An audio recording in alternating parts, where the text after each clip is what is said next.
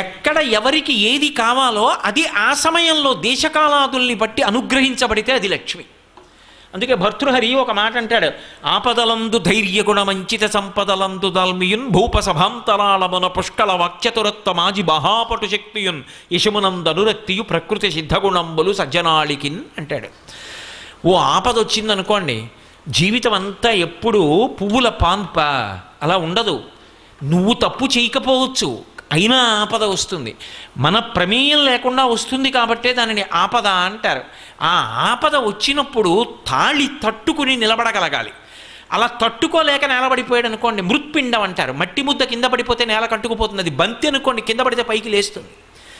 కింద పడిపోకుండా పైకి లేవాలి అంటే ఉత్సాహం ఉండాలి.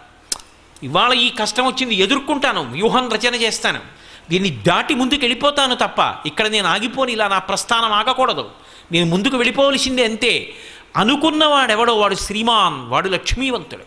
అందుకే సుందరకాండలో హనుమ బయలుదేరారు సముద్ర తరణం చేద్దామని.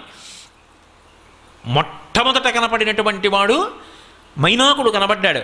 నిపత్యమమ శృంగేషు విశ్రమస్వ యథాసుఖం, ఒక్కసారి నా కొండ కొమ్ము మీద వాలవయా, కాస్త తేనె తాగు, పళ్ళు తిను అన్నారు. అది సంతోషకారకం. కానీ వెడుతున్న కార్యానికి భంగం ఆగిపోతే ముట్టుకుని వెళ్ళిపోయారు. భయపెట్టేది వచ్చింది సింహిక, ఆయన ఏం బెంగపెట్టుకోలేదు, ఉత్సాహంతో దాటి వెళ్ళిపోయారు. అందుకే ఆపద వచ్చినప్పుడు తట్టుకోవడానికి ఏది కావాలి అంటే ధైర్యం కావాలి. బాగున్నన్ని రోజులు నా అంత వాణ్ణి నేనని ఇలా చేతి మీరు చెయ్యేసుకు తిరిగాడు. ఏదో చిన్న ఆపద వచ్చింది అంతే, ఇక మళ్ళీ ఆయన ఎక్కడా కనపట్టలేదు. ఏమండి ఎందుకు కనపట్టలేదు అంటే, చిన్న ఆపద వచ్చిందండి తట్టుకోలేకపోయాడు జీవితంలో అంటే లక్ష్మీ కటాక్షం లేదు. మీరు బాగా జ్ఞాపకం పెట్టుకోండి.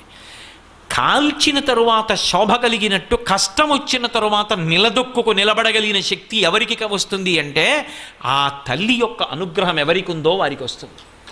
అందుకే లక్ష్మీ కటాక్షము అన్న మాటకు అర్థం కేవలము డబ్బు అని మీరు అనుకొనరాదు. అందుకే తల్లి లోకములనన్నిటినీ చూస్తుంది అన్న మాటకు అర్థం అది. కాబట్టి ఆపదలందు ధైర్యగుణ మంచిత సంపదలందు దాల్మియున్, విశేషమైన ఐశ్వర్యం కలిగిందనుకోండి, ఐశ్వర్యానికి ఉండేటటువంటి దోషం ఏమిటి అంటే అహంకారాన్ని కల్పిస్తుంది.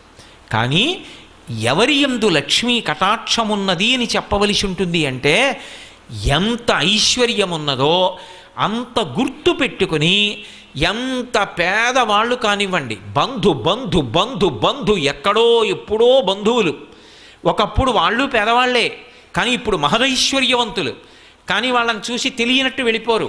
పేరు పెట్టి పిలిచి, ఇంటికి పిలిచి అన్నం పెట్టి పక్కకి తీసుకెళ్ళి చాటుగా డబ్బిచ్చి నేను ఇచ్చానని తెలియక్కర్లేదు, జీవితంలో వృద్ధిలోకి రా అని చెప్పిందో తల్లి. ఆవిడది లక్ష్మీ కటాక్షం. ఆ ఇల్లు ఆ స్థితికి వెళ్ళింది అంటే ఆమె ఆ ఇంటి లక్ష్మి, ఆవిడ వలన ఆ ఇల్లు అంత హెచ్చిల్లింది.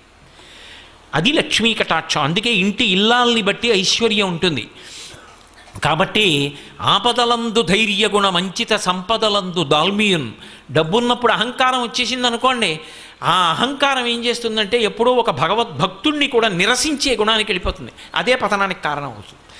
అటువంటి సౌశీల్యం ఉన్నటువంటి వాళ్ళు ఇంట్లో ఉన్నారనుకోండి, వాళ్ళు ఉన్న కారణం చేత ఆ ఇంటి ఐశ్వర్యము భ్రంశము కాదు.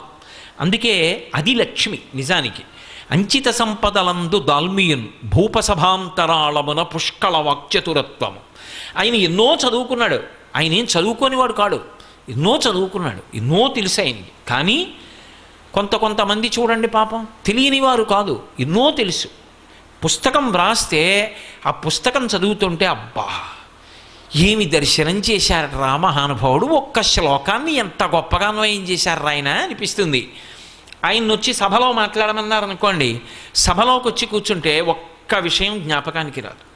కొందరికి ఎంతో విషయ పరిజ్ఞానం ఉంటుంది, సభలో రంజకత్వం ఉండదు, అందంగా ప్రతిపాదించగలిగినటువంటి శక్తి ఉండదు. అంత మాత్రం చేత వాళ్ళు రచయితలు కాకుండా పోరు. కాలమునందు వాళ్ళ పేరు ఎప్పటికీ నిలబడుతుంది. కానీ వాళ్ళకి లక్ష్మీ కటాక్షం ఎలా ఉంది అంటే గ్రంథకర్తగా ఉంటుంది తప్ప ఒక ఉపన్యాసకుడిగా, ఒక ప్రవచనం చేసిన వాడిగా సమాన స్థాయిలో ఆ కీర్తి ఉండదు. అంత మాత్రం చేత వాళ్ళు తక్కువ వాళ్ళన్న మాట అనడానికి వీల్లేదు. నిజానికి ప్రవచనం చేసిన వాడికన్నా కూడా వాళ్ళు చాలా చాలా గొప్పవాళ్ళు. పోతన గారు ప్రవచనాలు చేసి ఉండకపోవచ్చు, అంత మాత్రం చేత పోతన గారు ప్రవచనం చేసిన వాడికన్నా తక్కువ అని మీరు నిర్ధారించగలరా? కాదు. పోతన గారి పేరు చెప్పుకొని పోతన గారు చెప్పిన పద్యాలు చెప్పుకొని బిరుదులు పొందిన వాళ్ళు ఉన్నారు.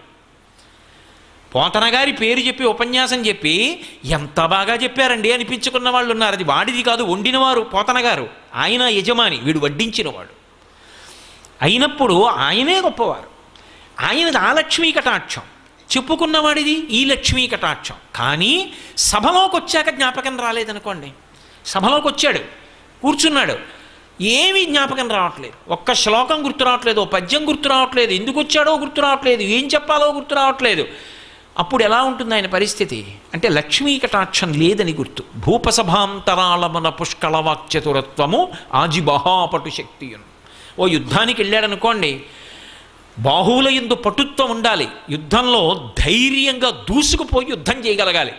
తీరా యుద్ధానికి వెళ్ళిన తర్వాత గోడ కలుక్కుమని నిప్పెడుతోంది అనుకోండి, అసలు చెయ్యెత్తలేకపోతున్నాడు అనుకోండి, ఇంకేం లక్ష్మీ కటాక్షం.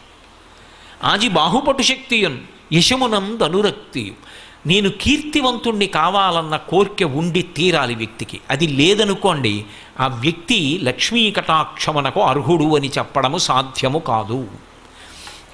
అందుకే ఒకటి గుర్తుపెట్టుకోండి, మనిషి జీవితంలో ఈశ్వరుడు ఏదో ఒక విభూతిని ఇవ్వనివాడన్నవాడు ఉండడు.